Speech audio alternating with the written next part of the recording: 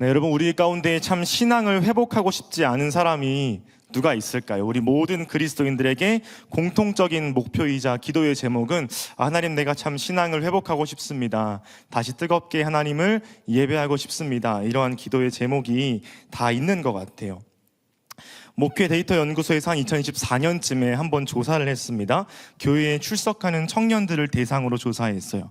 청년으로서 여러분들이 기대하는 교회는 어떤 모습입니까? 물어보니 설교는 성경에 충실한 설교를 바라고 있고요. 예배를 통해서 마음의 위로를 받고 싶어 하고요. 그리고 어떻게 살아가야 하는지 삶의 방향을 제시받고 싶다라고 청년들이 응답했습니다. 여러분, 또한 한국교회가 그러면 어떻게 개선되어야 할까요? 라는 질문에 교회를 다니고 있는 청년들이 가장 높게 응답한 것은 예배와 영성의 회복이 필요합니다 라고 응답했어요. 여러분, 저는 이 사실을 굉장히 인상 깊게 보았어요. 사실 청년들이 교회에 무엇을 바랄까, 어떤 모습을 원할까 했을 때 더 다양한 프로그램, 다양한 활동들, 또 다채로운 인간관계를 바라는 것 같았지만 사실 청년들이 원하는 것은, 정말 마음 가운데 깊이 있는 소원은 하나님을 깊게 만나는 예배를 바라고 있었고 또 영적인 회복을 바라고 있었다는 것을 알게 되었습니다. 마지막인데요, 그러면 반대로 교회를 떠나는 청년들에게 한번 물어봤어요. 왜 여러분 교회를 떠나십니까? 교회를 이탈합니까? 물어보니까 압도적으로 높은 이유가 신앙적인 회의감, 신앙적인 의심이 들었기 때문에 교회를 떠난다고 응답을 했습니다. 내가 정말 하나님을 믿고 있는지 확실하지 않을 때 사람은 교회를 떠날 수가 있다는 것이죠.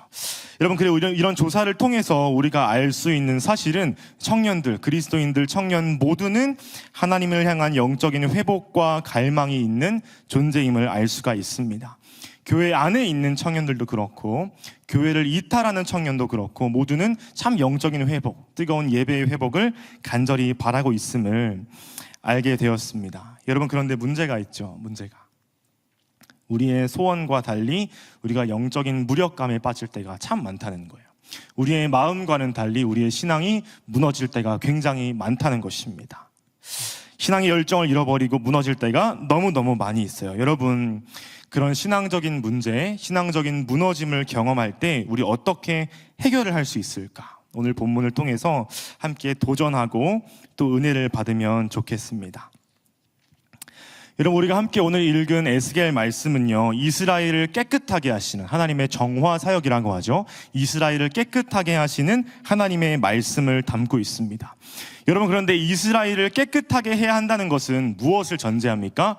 이스라엘의 상태가 더럽혀진 상태임을 전제하고 있는 것이죠. 지금 이스라엘 백성들은 청소를 반드시 거쳐야 할 만큼 영적으로 타락하고 더러워져 있는 상태임을 알 수가 있습니다. 그러면 이 당시 이스라엘 백성들이 무엇 때문에 신앙이 많이 망가져 있었을까? 더러워져 있었을까? 그 부분을 정확히 알 필요가 있겠죠. 여러분, 에스겔서는 이스라엘 역사 전체에서 가장 격동적이고 가장 힘든 시기에 기록된 책입니다. 여러분, 잘 아시는 것처럼 기원전 605년에 바벨론에서부터 침략이 남유다를 향하기 시작했어요. 그래서 결국 예루살렘과 남유다는 멸망했고요, 백성들은 차례대로 바벨론에 끌려가고 있던 상황이었습니다. 여러분, 그런 절망의 시기에 에스겔은 하나님의 말씀을 선포해야 하는 상황인 것이죠. 우리가 한번 에스겔 선지자의 마음을 좀 헤아려 보면 얼마나 힘들었을까요? 민족의 보이지 않는 절망, 우리나라의 정말 망했던 상황 가운데에서 하나님의 말씀, 특별히 너희의 죄악을 지적하는 것은 선지자로서 굉장히 어렵고 괴로웠던 사명이었을 것입니다. 여러분, 하나님께서는 이스라엘이 전쟁에서 패배하고, 남유다가 전쟁에서 패배하고 바벨론의 포로로 끌려가야만 했던 핵심적인 죄악이 한 가지 있다고 말씀하셨어요. 우리 에스겔 8장 3절부터 6절 말씀인데요, 우리 함께 읽어보면 좋겠습니다. 네, 자막이 혹시 없나요? 네, 에스겔서 8장 읽어보겠습니다. 시작. 그가 손 같은 것을 펴서 내 머리털 한 모습을 잡으며 주의 영이 나를 들어 천지 사이로 올리시고 하나님의 환상 가운데에 나를 이끌어 예루살렘으로 가서 안뜰로 들어가는 북향한 문에 이르시니 거기에는 질투의 우상 곧 질투를 일어나게 하는 우상의 자리가 있는 곳이라. 이스라엘 하나님의 영광이 거기에 있는데 내가 들에서 본 모습과 같더라. 그가 내게 이르시되 인자야 이제 너는 눈을 들어 북쪽을 바라보라 하시기로 내가 눈을 들어 북쪽을 바라보니 제단문 어귀 북쪽에 그 질투의 우상이 있더라. 그가 또 내게 이르시되 인자야 이스라엘 족속이 행하는 일을 보느냐. 그들이 여기에서 크게 가증한 일을 행하여 나로 내 성소를 멀리 떠나게 하느니라. 너는 다시 다른 큰 가증한 일을 보리라 하시더라. 여러분 무슨 상황입니까?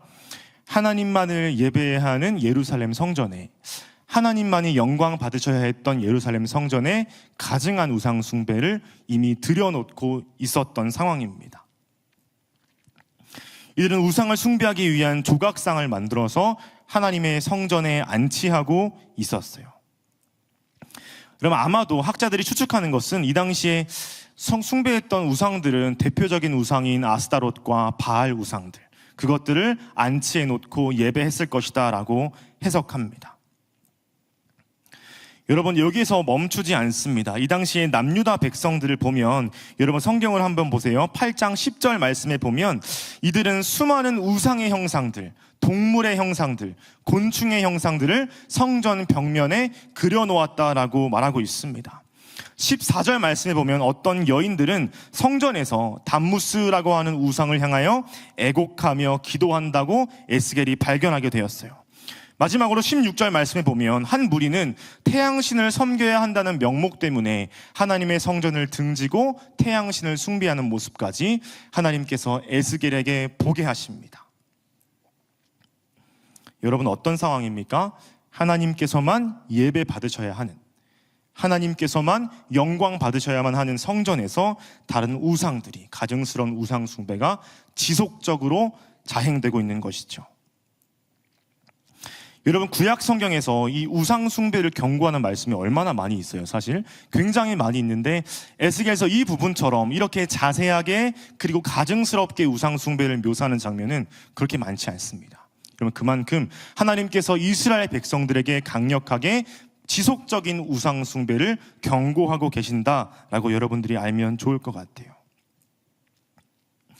여러분 그래서 하나님께서는 결국 어떤 선택을 하실까? 충격적인 하나님의 선택이 나옵니다. 에스겔 10장 18절 말씀입니다. 여호와의 영광이 성전 문지방을 떠나서 그룹들 위에 머물렀다. 하나님께서 성전을 떠나셨습니다. 하나님께서 성전에 더 이상 임재하지 않습니다. 여러분 처참한 영적인 망한 상황이 지속되고 있습니다. 여러분 하나님의 임재가 이스라엘 백성 가운데 더 이상 없다는 내용은 우리가 성경으로만 읽어도 굉장히 충격적인데, 문제는 뭐냐면 이 당시에 남유다 백성들은 이런 에스겔 선지자의 경고를 듣고도 하나님의 임재가 떠난 상황을 체감하지 못했다는 거예요. 하나님께서 이미 떠나셨음에도 불구하고 계속해서 반복적으로 우상 숭배를 자행하는 모습을 우리는 보게 됩니다. 고든피는 자신의 책에서 이 당시 이스라엘 백성들의 심각한 우상 숭배를 이렇게 한번 정리했습니다. 이 모든 것의 핵심에는 에스겔과 이스라엘 백성들이 받아들이는 신학이 자리 잡고 있는데, 백성들은 하나님께서 결코 자신들을 떠나지 않을 것이란 확신이 있었지만 에스겔은 하나님 말씀대로 하나님이 결국 성전을 떠나심으로 남유다 백성들을 잠시 포로로 보내실 것을 알고 있었다. 이렇게 한번 정리했어요. 여러분 이스라엘 백성 역사 전체에서 에스겔 선지자만 우상 숭배를 경고했습니까? 아니에요. 훨씬 많은 선지자들이 계속 경고하고 하나님 말씀을 전했습니다. 이사야 선지자, 예레미야 선지자, 셀 수 없는 말씀이 이스라엘과 남유다 백성들에게 거했다고요. 여러분 그런데 문제는 뭐냐면 남유다 백성들은 끝까지 그 많은 경고를 듣지 않고 오해를 했던 것이죠. 하나님은 절대 예루살렘 성전을 떠나지 않으실 거야. 하나님은 절대 우리 남유다 나라를 버리지 않으실 거야. 자신들의 심각한 우상 숭배는 보지 못하고 하나님을 향한 오해가 반복되고 있었습니다. 여러분 이런 이스라엘 백성들의 모습에서 우리는 무엇을 발견할 수 있을까요? 신앙적인 원리를. 여러분 지속적인 우상 숭배, 지속적인 우상 숭배는 하나님 말씀을 더 이상 들을 수 없는, 반응할 수 없는 영적인 무감각 상태로 이끈다는 것입니다. 여러분, 성전 가운데 우상을 계속 안치하고 우상의 그림을 그리는 것은 자꾸자꾸 이스라엘 백성들의 영적인 상태를 굳어가게 만들고 무감각 상태로 만들었다는 것입니다. 여러분, 그렇다면 지금 이 시대에 하나님의 성전은 무엇입니까? 우리에게 하나님의 성전은 뭐예요? 우리 자신을 의미합니다. 그렇죠? 하나님께서 우리 가운데 거하시잖아요. 그런데 우리가 지속적으로 하나님보다 더 사랑하는 것들, 하나님이 아닌 다른 우상들을 우리 마음 가운데 안치해 놓는다면 이스라엘 백성들이 경험한 영적인 무감각함이 우리에게도 얼마든지 찾아올 수 있다는 것입니다. 지속적으로 우리를 지배하는 세상적인 즐거움이 있을 것이고요, 지속적으로 우리를 넘어뜨리는 죄악의 습관들이 있을 것입니다. 세상에서 추구하는 성공과 만족을 향한 마음이 지속적으로 우리 가운데 있을 수 있습니다. 여러분, 그 모든 우상들이 우리 안에 계속 남아있을 때 우리 어떻게 됩니까? 영적인 무감각에 빠질 수밖에 없다는 거예요. 사랑하는 여러분, 우리가 만약 그런 굳은 마음을 가지고 있다면, 우리가 지속적인 우상 숭배와 하나님이 아닌 다른 것으로 채우고 있었다면 우리는 어떻게 이 굳은 마음을 제거할 수가 있을까? 하나님께서 그에 대한 답을 우리에게 알려주십니다. 사람의 노력으로 가능한 것이 아니라 오늘 본문은 우리가 회복하려면 어떻게 해야 하는지 한 가지 사실을 가르쳐주고 있습니다. 우리 오늘 본문 26절 말씀 우리 함께 읽어보도록 하겠습니다. 시작.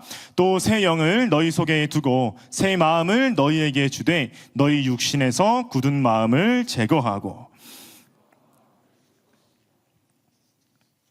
하나님은 놀라운 약속을 우리에게 하십니다. 여러분, 반복적으로 하나님을 떠났던 이스라엘 백성들이에요, 더러운 지경까지 계속 우상 숭배를 일삼았습니다. 그래서 하나님이 결국 자신의 임재를 성전에서 거두신 상황인데, 그때의 이스라엘 백성이 어떻게 회복해야 하는지 우리에게 알려주세요. 여러분, 그 한 가지의 유일한 방법이 무엇입니까? 하나님께서 새 영을 그들 안에 두시는 거예요. 하나님께서 새로운 영을 주시는 것입니다. 여러분, 즉 성령님의 임재가 이스라엘의 유일한 회복 가능성이었다는 거예요. 여러분, 이럴 때 성령께서 마음 가운데 거주하실 때, 새 영이 우리 안에 있을 때 어떠한 반응이 나타나게 될까? 오늘 본문은 대조적으로 이 사실을 알려주고 있습니다. 여러분, 오늘 본문에서 굳은 마음으로 번역된 히브리어 레브 에베는요, 직역하면 돌과 같은 마음이에요. 돌과 같은 마음. 우상 숭배를 일삼는 이스라엘 상태는 뭐와 같다고요? 돌과 같습니다. 자신들이 섬겼던 우상처럼 딱딱한 상태가 되어 그 어떠한 자극이나 어떠한 소리에도 반응할 수 없는 상태가 되었던 것입니다. 여러분, 그러나 하나님은 이들에게 새로운 마음을 주신다고 본문에서 약속하세요. 오늘 본문에 부드러운 마음으로 번역된 레브 바사르라는 히브리어는요, 직역하면 살과 같은 마음이에요. 돌과 같은 마음에서 이제는 살아있는 생명체의 마음으로 바꾸신다는 것입니다. 여러분, 이제 그들은 성령을 통해 살과 같은 부드러운 마음을 회복할 것입니다. 더 이상 딱딱한 돌조각이 아니라 살아있는 생명체로서 외부로부터 오는 자극에 반응할 수 있게 된다는 거예요. 여러분, 우리 한번 예를 들어봅시다. 여러분 앞에, 눈앞에 마네킹이 하나 있다고 생각을 해보시죠. 그 마네킹을 향해서 여러분들이 아무리 소리를 지르고 얼굴을 만지고 간지럽혀도 마네킹이 반응합니까? 반응할 수가 없죠. 왜 그래요? 죽은 상태이기 때문에 그렇습니다. 여러분, 마치 그런 모습이 우리의 영적인 상태일 수 있다는 거예요. 어느새 우리의 마음이 돌같이 굳어져서 하나님 주시는 말씀이나 하나님 은혜에 반응하지 못하고 딱딱하게 굳어가는 우리의 모습이 있지는 않습니까?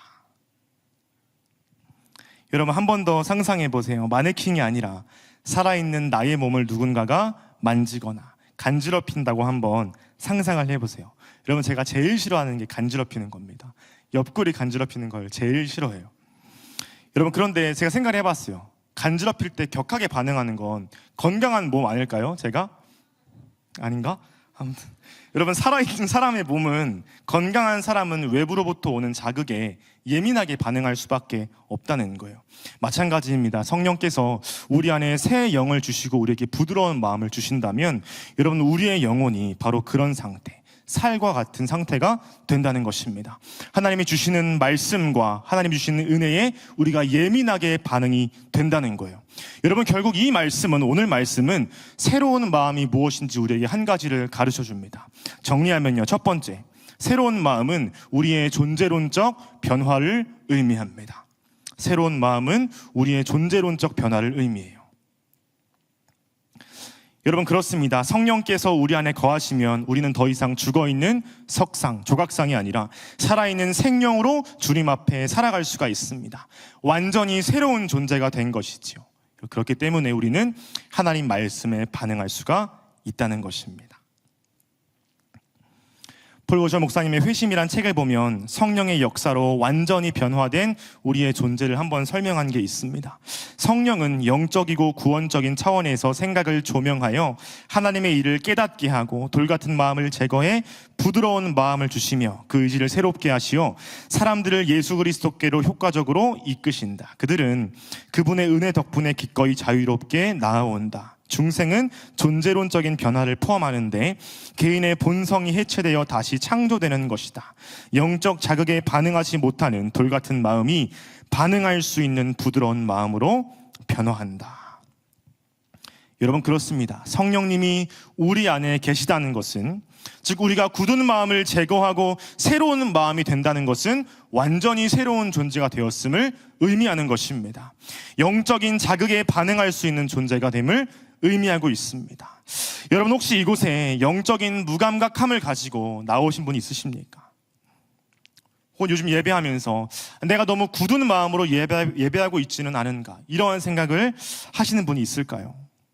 말씀이 들리지 않고 나를 향한 하나님의 마음과 계획이 느껴지지 않는 사람이 혹시 이 자리 가운데 있습니까? 여러분, 이 시간 그 마음을 완전히 녹이실, 우리를 새로운 피조물로 만드시는 성령 하나님을 구하며 예배 가운데로 나아가면 좋겠습니다.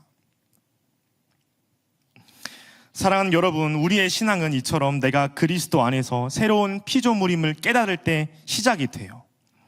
그리고 아마 여기에 앉아있는 대부분의 성도 여러분들도, 청년분들도 그 중생의 은혜, 다시 태어나는 은혜를 경험했기 때문에 이곳에 앉아서 예배하고 있다고 생각이 듭니다. 여러분, 그런데 여전히 우리에게 문제가 있죠. 문제가 무엇입니까? 우리가 완전히 새로워진 존재론적인 변화는 알고 있지만 실제적인 우리의 삶 가운데에서 변화가 나타나지 않는다라는 거예요.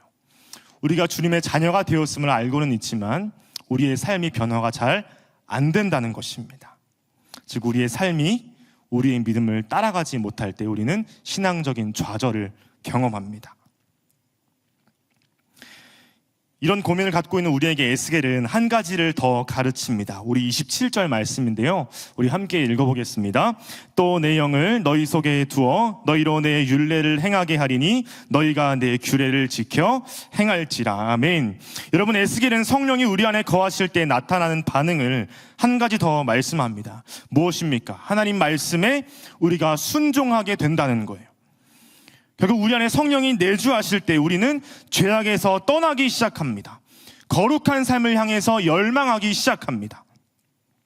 하나님 말씀에 순종하고 싶은 마음이 나타나며 결국 순종의 영역까지, 실천의 영역까지 말씀이 확장된다는 거예요. 여러분, 이 말씀이 우리에게 얼마나 큰 위로와 힘이 되는지요.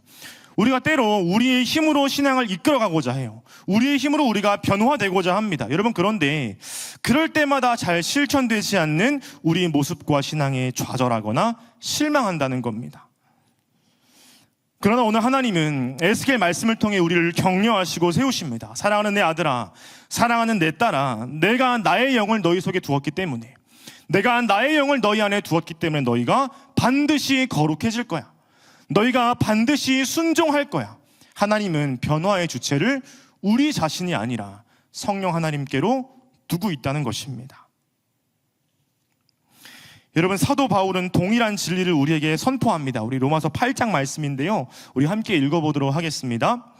시작. 율법이 육신으로 말미암아 연약하여 할 수 없는 그것을 하나님은 하시나니 곧 죄로 말미암아 자기 아들을 죄 있는 육신의 모양으로 보내어 육신의 죄를 정하사 육신을 따르지 않고 그 영을 따라 행하는 우리에게 율법의 요구가 이루어지게 하려 하심이니라. 아멘. 여러분, 우리의 힘으로는 절대 할 수 없는 율법의 요구를 가능케 하신다는 거예요. 누구 때문에? 성령 하나님 때문에. 이것이 우리에게 얼마나 큰 은혜와 위로가 되는지 모릅니다. 여러분, 이것 때문에 우리가 넘어져도 실패해도 다시 담대하게 주의 말씀 앞에 나아갈 수가 있는 것이죠. 성령의 내주하심이 우리를 순종케 한다는 이 내용을 잘 정리한 목사님이 한 분 계시는데요, 설교의 황태자라고 불렸던 찰스 스펄전 목사님이 계십니다. 이 스펄전 목사님이 성령의 내주하심을 재미있는 이야기로 한번 설명했는데 한번 들어보시죠. 여러분, 만약 여러분 눈앞에 돼지가 한 마리 있습니다. 돼지가 한 마리 있어요. 그리고 양쪽에 음식을 두 가지로 차려줍니다. 한쪽에는 우리 사람이 먹기에 너무 좋은 샤브 올리브 같은 거 있잖아요. 딱 무한 리필 딱 차려놔요. 그 다음에 한쪽에는 음식물 찌꺼기, 음식물 먹다 남은 거를 딱 둡니다. 여러분, 그럼 저 돼지는 뭘 선택할까요? 둘 다 없습니다. 원래 먹던 음식물 찌꺼기를 먼저 편하게 먹겠죠. 여러분, 왜 그렇습니까? 돼지는 원래 그런 음식을 먹는 동물이기 때문입니다. 돼지는 이런 음식을 먹는 것이 익숙하고 자신의 본성에 맞는 음식이기 때문에 선택할 거예요. 여러분, 그런데 만약 이 돼지가 사람으로 바뀐다면 어떤 변화가 일어날까? 스펄전 목사님이 4가지로 한번 정리했습니다. 첫째, 인간이 된 돼지는 자신이 원했던 것을 역겹게 느끼고 전과 달리 쓰레기 같은 음식에서 풍겨나는 고약한 냄새에 몸서리를 칠 것이다. 둘째, 그는 좋아하던 음식물 찌꺼기를 모두 토해낼 것이다. 셋째, 다른 사람들이 자신을 더럽게 보고 있음을 의식할 것이다. 넷째, 그는 자신이 인간으로 변화된 나를 잊지 못할 것이며 앞으로는 음식물 찌꺼기를 보면 역겨워할 것이다 라고 잘 비유로 설명했습니다. 여러분, 이 이야기가 무엇을 의미합니까? 돼지가 음식물 찌꺼기가 아닌 이제 깨끗한 음식을 선택할 수 있는 이유가 어디에 있습니까? 돼지 자신의 노력이나 돼지의 힘으로 하는 것이 아니라는 거예요. 돼지가 사람으로 변했기 때문에 자연스러운 본성의 변화가 나타난다는 것입니다. 그는 돼지에서 사람으로 변했기 때문에 자신의 성향이 변하고 선호하는 바가 달라지기 시작합니다. 여러분, 마찬가지인 것 같아요. 우리가 앞서서 성령의 내주하심이 우리의 존재론적인 변화를 이끌었다고 말씀드렸습니다. 여러분, 이제 우리는 옛사람이 아니라 새로운 사람으로 이 시대를 살아가는 자들이에요. 여러분, 그렇다면 그에 합당한 결과는 무엇이냐? 우리는 이제 거룩한 삶을 지향할 수밖에 없다는 것입니다. 나의 힘이 아니요, 나의 능력이 아니요, 내 안에 계시는 성령 하나님 때문에 우리는 이제 나를 거룩한 삶을 지향하게 된다는 것입니다. 여러분, 우리에게도 이러한 변화가 있어야 합니다. 과거에 지었던 죄악이 역겹게 느껴지기 시작합니다. 과거에 죄를 짓던 나의 모습이 부끄럽기 시작합니다. 내 안에 성령이 계신 사건을 잊을 수가 없으며 새롭게 된 존재에 걸맞는 마음이 우리 안에 샘솟기 시작합니다. 그것이 우리에게 나타나는 변화라는 거예요. 여러분, 그래서 오늘 말씀을 2번째로 정리하면 이렇게 표현할 수 있을 것 같습니다. 둘째, 새로운 마음은 우리의 거룩한 변화를 이끌어냅니다. 새로운 마음은 우리의 거룩한 변화를 이끌어내요. 여러분, 물론 넘어질 수도 있겠죠. 실패할 수도 있겠죠. 괜찮습니다. 때로는 과거에 지었던 죄악이나 과거의 모습이 불쑥불쑥 나올 수가 있을 것입니다. 여러분, 그러나 우리가 절망할 필요가 없는 것은 무엇이냐? 성령께서 우리 안에 새로운 마음을 부어주실 것이기 때문입니다. 성전의 우상들을 방치했던 이스라엘의 모습이 아니라 과감히 그 우상들을 다시 마음에서 치워버리는 거룩한 순종이 우리 안에 반드시 나타날 것입니다. 사랑하는 청년 여러분, 이곳에 거룩한 신앙을 열망하지만 혹 반복된 실패 때문에 무너져 있는 사람이 있습니까? 나는 안 돼. 나는 또 실패하고 말 거야. 노력해도 소용없어 라는 마음으로 신앙적인 절망과 무력을 경험하고 계십니까? 여러분, 우리가 절망할 필요가 없는 것은 성령께서 이 시간 우리에게 함께 하시고 우리에게 새로운 마음과 새로운 성향을 부어 주실 것입니다. 오늘 말씀에서 하나님은 우리에게 반드시 약속하셨어요. 내 영을 너희 속에 두어 너희로 내 율법을, 내 말씀을 순종하게 할 것이다. 하나님 약속하셨습니다. 여러분, 우리가 하나님의 이 말씀을 신뢰하며 다시 일어나야 하지 않겠습니까? R.C. 스프롤 목사님의 성령이란 책을 보면 우리가 넘어지더라도 괜찮은 이유, 우리가 다시 일어설 수 있는 이유를 잘 설명했습니다. 중생은 즉각적이고 자발적이다. 우리는 중생을 서서히 의식할 수도 있다. 그러나 그 행위 자체는 성령에 의해서 순간적으로 일어난다. 부분적으로 또는 절반만 중생하는 사람은 아무도 없다. 그러나 성화는 조금 다르다. 성화는 우리가 의롭다함을 받는 순간 시작되지만 그 과정은 점진적이다. 성화는 우리가 살아있는 한 계속된다. 우리를 중생시키실 때 성령은 우리 영혼의 성향을 변화시키기 위해 우리 안에 역사하실 뿐 아니라 오셔서 우리 안에 거하신다. 그리스도인 안에 거하시는 성령은 계속 거룩을 추구하는 우리를 도우시면서 영향력을 행사하신다. 여러분, 중생은 무엇입니까? 존재론적인 변화를 의미해요. 성화는 무엇입니까? 거룩하게 나아가는 우리의 삶의 변화를 의미합니다. 여러분, 이런 내용들이 우리에게 얼마나 큰 은혜와 위로가 되는지요. 내가 넘어지더라도, 내가 실패하더라도 다시 일으켜 세우시는 성령님이 계시기 때문에 우리가 새로운 마음으로 주 앞에 나아갈 수 있을 줄 믿습니다. 여러분, 오늘 이 말씀을 통해서 성령의 내주하심을 확신하며 거룩한 삶으로 한 걸음 한 걸음 나아가는 우리 모든 청년부 여러분 되기를 간절히 소망합니다. 시간 말씀을 좀 맺을 텐데요, 이번 주 이 말씀을 준비하면서 참 하나님께 많은 기도를 드렸던 것 같아요. 제 마음 가운데 어떠한 고백이 있었냐면, 하나님, 제 마음을 녹이시는 성령의 은혜가 저에게도 필요합니다. 하나님, 제 마음을 부드럽게 만드시는 성령의 임재가 저도 필요합니다. 하나님, 어느새 딱딱하게 굳었던 저의 마음을 발견합니다. 어느새 죄를 향해 나아가는 나의 모습을 발견합니다. 하나님, 저도 성령의 임재가 필요한 사람입니다. 이러한 고백이 말씀을 준비하면서 많이 나타나게 되었습니다. 사랑하는 청년 여러분, 하나님은 오늘 에스겔 말씀을 통해 우리에게 두 가지를 알려주시는 것 같아요. 우리 안에 성령이 내주하신다는 것은, 곧 새로운 마음이라는 것은 크게 두 가지를 의미한다고 말씀드렸습니다. 첫 번째, 새로운 마음은 우리의 존재론적인 변화를 의미합니다.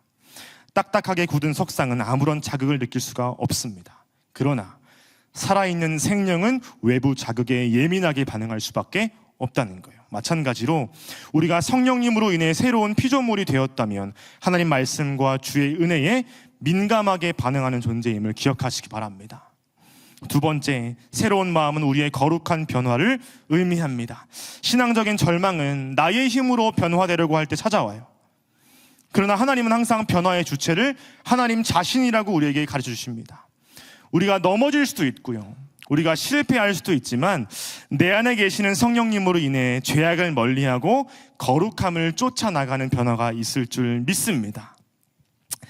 여러분, 하나님의 영이 우리 안에 거하신다는 것이 무엇일까요? 이 내용을 잘 정리한 책이 있어서 인용하고 설교를 좀 마무리하고자 합니다. 마이크 로튼의 성령의 재발견이란 책을 보면 우리가 성령님으로 인해 두 가지의 은혜를 경험한다고 잘 정리했어요.